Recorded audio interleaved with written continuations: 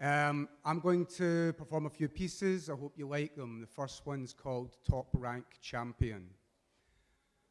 Top Rank Champion, upsetter, none better. In the fight for right, him right and right, no doubt, without his work our world would be less in colour and in truth. Top Rank Champion, prophet of peace and justice, shine in black mirror, reflecting in verse, a beacon for what humanity could and should be. Top Rank Champion, Thatcher's nightmare come true, the turkey's friend, tough gong air, master of kung fu. Zephaniah, rest in power, we love you. Thank you.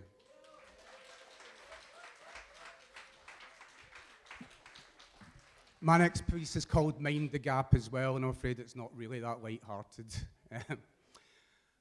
There's a gap that can't be bridged, closed, reconciled, or even seen across when it really comes down to it. You see, environmentalism is basically an intelligent cry for help at the moment. Environmentalism is a growing concern with sustainability, our ability to be here long term, and leave something for someone to leave. Unfortunately, capitalism does not do cry or help. Capitalism does short-term, fast growth, big yield now. Capitalism does human resources, whitewater raft team building, paid for through projected savings from coming redundancies. Capitalism does greenwashing, bankrolling electric dams with Yanomamo selfies. Capitalism's brain is hardwired greed. There's no waiting for that marshmallow. It's getting mined, farmed, processed, and sold. Then capitalism's having the second marshmallow and the bag, taking time to discredit Michelle with spurious tabloid allegations. I don't know. I didn't read it. Something about giving sweets to kids. Capitalism sees no difference between marshmallows and rainforests. Michelle's children weren't capitalism, they just grew up in it. But so did the girl in the Yanomamo selfie and the toddler so hungry he's sore, the illiterate billion landmine ghosts and the people of Bhopal. None aging well, like the Millennium Goals and the targets from COP, whatever. How long left for the cry to be heard by the herd before they see the shepherd's clothing? Wolves on Wall Street tuned to something different. Cash registers louder than the sound of the havoc coming, drumming clearer by the minute, but still unclear in the ear of those tuned to ka-ching, bling, and 1,000 other irrelevant things that won't matter when the sea starts to boil. How long left? Environmentalism will soon sob, helpless as we stand on desertified land, riddled with holes, and it finally dawns on us, there's nothing left and we can't eat money. See, at that point, capitalism will hold on for dear life, squeezing every hair, rock, flower, cell, bone, and atom for that last unit of exchange. Watch on at that point, and you'll see capitalism point its dying finger at every other culprit, especially environmentalism, as it gasps its last fallen where trees once stood blissfully untouched.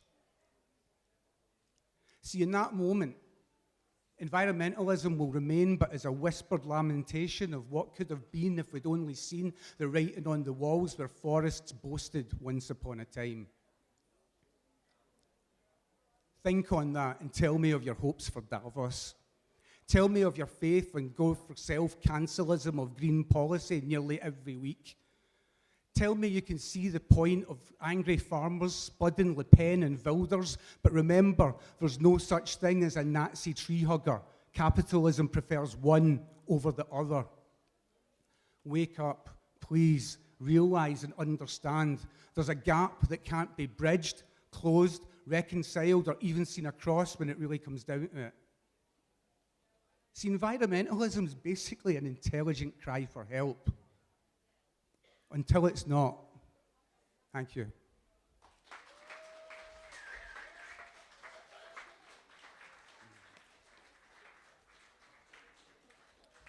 How long have I got? Okay.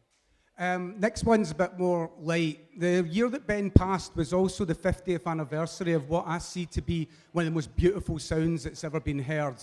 It's called Endgame. Endgame, reboot, back to the drawing board because the drawing got bored, faded, unoriginal, done.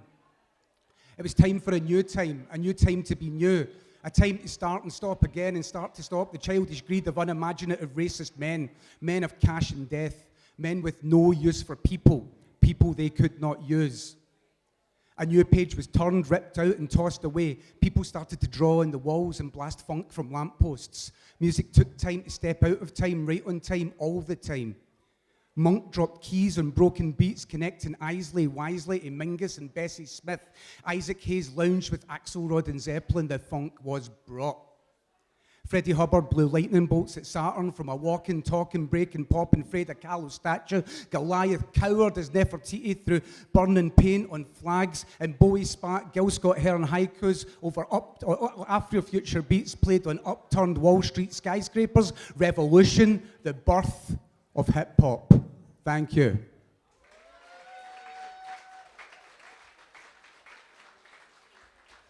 I've got two more pieces. The next one's a cause that was important to Benjamin, and I believe it's a cause that should be as important to anybody, as I say in the poem, of sound, mind, heart, soul, or conscience. It's called Not a War. Violent occupation is not a war. There's a difference between retaliation and annihilation. Tit for tat is not where this is at, and I can't see how you can't see the wrong going on, defending that which cannot be in my name or that of any other being of sound heart, mind, soul, or conscience. Violent occupation is not a war. And if it is, what's been fought for? They shot people because they ran out of cattle pellets to eat, and that's acceptable, apparently. They bombed children because they ran out of places to hide, and that's acceptable, apparently. They cut off Gaza from the world and vice versa because they have the right to defend themselves, and that's acceptable, apparently. Apparently they're at war. But I can't accept that, because apparent means appearance, and I see nothing short of ethnic clearance at best and far worse at worst, catastrophe. Violent occupation is not a war. Barefoot elders, starving students, and toddlers are not legitimate targets. They did not start this. All of you who say that this is war are lying. Thank you.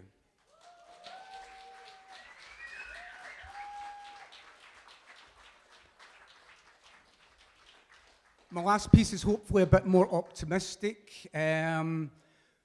Benjamin was a committed anti-racist. He lived and died as an anti-racist. I'd like, put your hand up if you're an anti-racist. Oh, good, it's most people, that's all right, cool. Right, other people are hopefully just not racist. Right, with the rise of the far right just now, this piece is called They Will Never Win, primarily because they won't. An ardent striving for nothing in particular. A methodology built on might being right. But not much more. A hollow core that rattles with cowardly opportunism. You see, fascism can't be sustained. That's why it's loud and harsh and threatening. It comes and goes, sometimes in smart clothes, but always cheap and nasty. No matter how well produced its hateful bile, it has but one style: thuggish scapegoating. I'm not downplaying threat. When it comes out, the good do too, but it should never be taken beyond its level, infantile. Fascism is pathetic in all its guises. Hugo Boss or jackboot, you will be found out and countered by decency. Humanity will forward on, diverse and brave, kind and bold, beautifully, unbeatably united in love. That is why they will never win. Thank you. Solidarity. Viva Zephaniah. Thank you.